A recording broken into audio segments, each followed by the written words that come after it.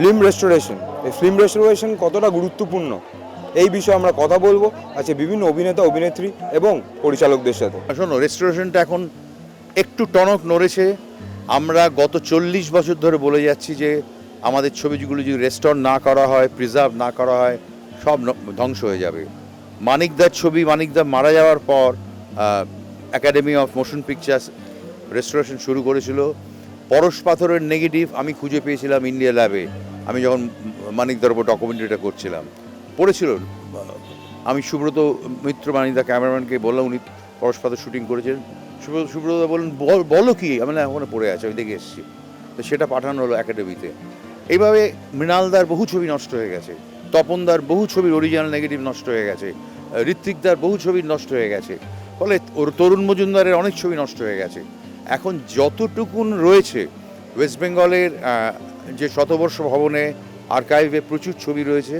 আমরা national film আর্কাইভের সঙ্গে একটা চুক্তি করেছি, ওদের সহায়তায় আমরা চেষ্টা করছি এইগুলো রেস্টোর করার। অনেক করা ছবি, বিশেষ করে সরকার প্রযোজিত ছবিগুলো রেস্টোরেশন শুরু হয়ে গেছে। ফিল্ম রেস্টোরেশন খুব ইম্পর্ট্যান্ট, কারণ আমাদের বহু পুরনো ছবি তাদের প্রিন্ট নষ্ট হয়ে গেছে, নেগেটিভস খুঁজে পাওয়া যাচ্ছে না। ডিজিটাইজেশন এবং ফিল্ম রেস্টোরেশন দেখা গেছে যে ছবিগুলো যেরকম একই অঙ্গে এত রূপ, হরিসাধন দাশগুপ্তর ছবিটা সেটা রিস্টোর্ড হয়ে এসেছে একবারে ঝকঝকে প্রিন্ট, যেরকম আরিবম শ্যাম শর্মার ছবি, পুরনো ছবি।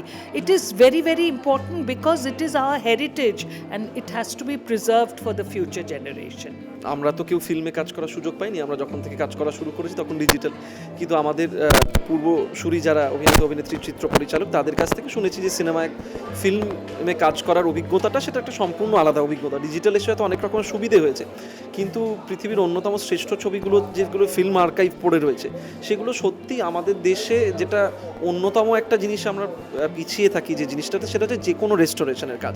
আপনি সেটা একটা পুরনো বাড়ি বলুন বা পুরনো আর্কিওলজিক্যাল সাইট বলুন বা যে কোনো ইতিহাস যে জায়গার সাথে যুক্ত আছে সেটাকে আমরা আগে ভেঙে দিয়ে সেখানে নতুন ফ্ল্যাট বা মল করে দেওয়ার পক্ষপাতী হয়ে যায় সমাজ হিসেবে। সুতরাং সিনেমারও সেখানে কোপ পড়ে।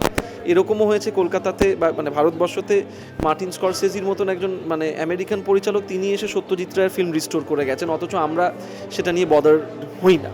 রিসেন্টলি যেরকম মন্থানকে রিস্টোর করা হলো চমৎকারভাবে।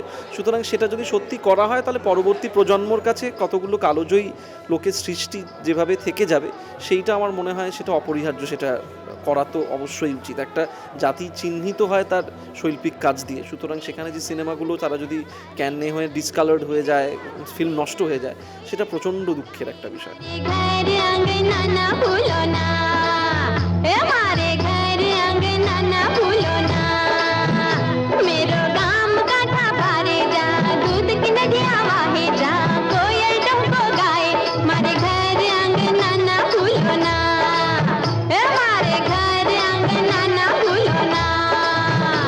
তৃতীয় বিশ্বে আমি বলবো যে আরও এত নানান ধরনের ক্রাইসিস থাকে যে আমরা যেগুলো আগে ঘটে গেছে আমাদের ইতিহাসগুলোকে আমরা আর্কাইভ করতে ভুলে যাই, যেগুলো খুব গুরুত্বপূর্ণ বিষয়। আমাদের এই একটা জিনিস বোধহয় বিদেশ থেকে ভীষণই শেখার দরকার, প্রত্যেকটা জায়গায় গেলে কত সযত্নে তাদের ইতিহাসকে, তাদের শৈল্পিক কাজকে সংগৃহীত করে রাখা হয়।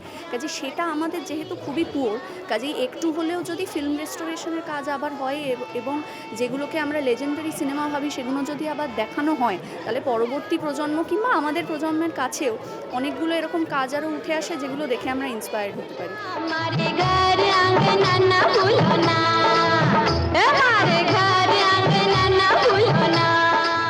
রেস্টোরেশনের দরকার রয়েছে আরেকটা কারণে, সিনেমার যে এক্সপেরিয়েন্স 60 দশক 70 দশক 80 দশকে ছিল সেটা হয়তো আপনি ইউটিউবে দেখতে পাবেন, কিন্তু অরিজিনাল ফর্মে যে ছবিটা ছিল তার কী চেহারা সেটা রেস্টোর না হলে দেখা যায় না।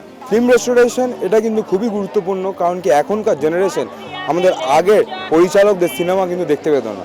এই উদ্যোগকে কুর্নিশ জানাচ্ছে অভিনেতা অভিনেত্রী এবং পরিচালকরা। ক্যামেরায় রানার সাথে দেবপম্পাল, দেখতে থাকুন এস নিউজ।